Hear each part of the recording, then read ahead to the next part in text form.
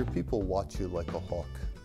When you're a manager, you are in that invisible spotlight, and they got you figured out. They go to lunch and they talk about you. They go to dinner and they talk about you. And one of the most damaging things that a manager can do is to say one thing and behave in a totally different way. That inconsistency will destroy the management relationship.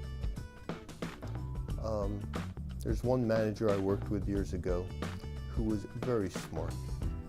She understood how her department should run. She really brought law and order to a department that was in bad shape. She was demanding, but she was well-intended. And as the years went on, the demanding part of her style really took precedence over her understanding part of what she was doing. She insisted that everything be done her way, that every I be dotted, every T be crossed.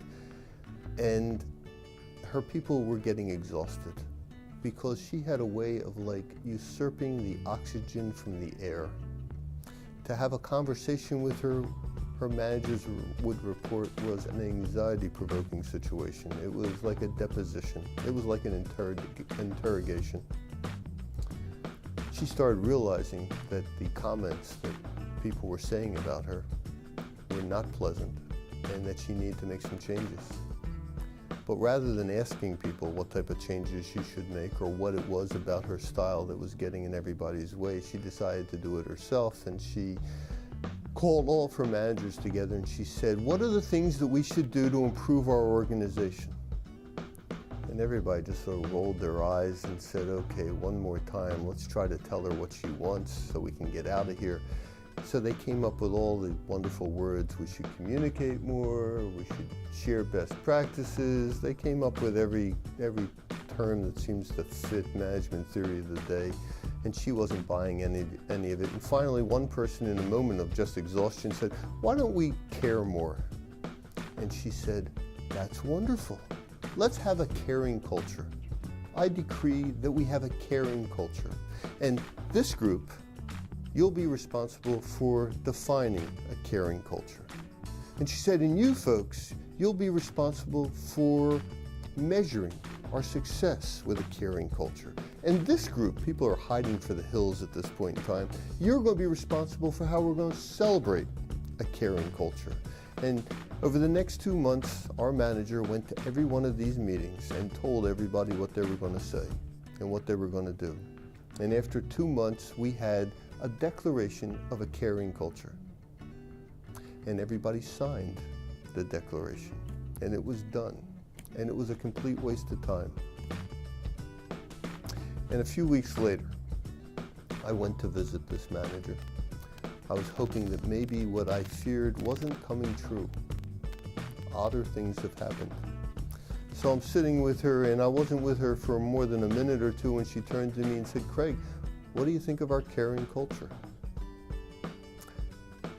And I sat there and I thought, this ain't going to be easy. How do I tell somebody that I think they took a skunk and dumped it in perfume? So I said to her, "Let me ask you something.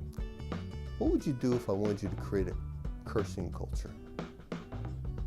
And she thought about it. And she said, "I don't know what you mean." I said, "A cursing culture. You know how you'd create a cursing culture? You'd curse. You'd go to a meeting, you'd drop an F-bomb, everybody would be shocked. You followed up with a GD and an SOB, and lips would be buzzing. A few days later, you'd do it again." I said, "Within a week, your organization, all of your people would be like sailors on leave. They'd be cursing left and right. Because your employees feel that to be like you is to be liked by you. They will follow your lead." A caring culture is a great idea.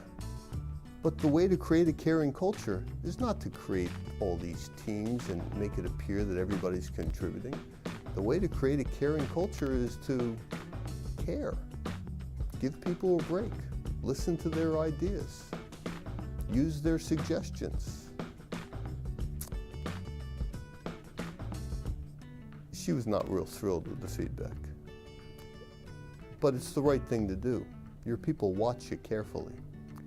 And you need to behave, we all as managers need to behave in a manner that they will emulate. They will follow your lead. Think about what you want to project and live it. And that's part of the exhaustion of being a manager, because you're not here to be who you are. You're here to behave in a role that is going to be beneficial to your people and beneficial to your organization and beneficial to what you want to achieve.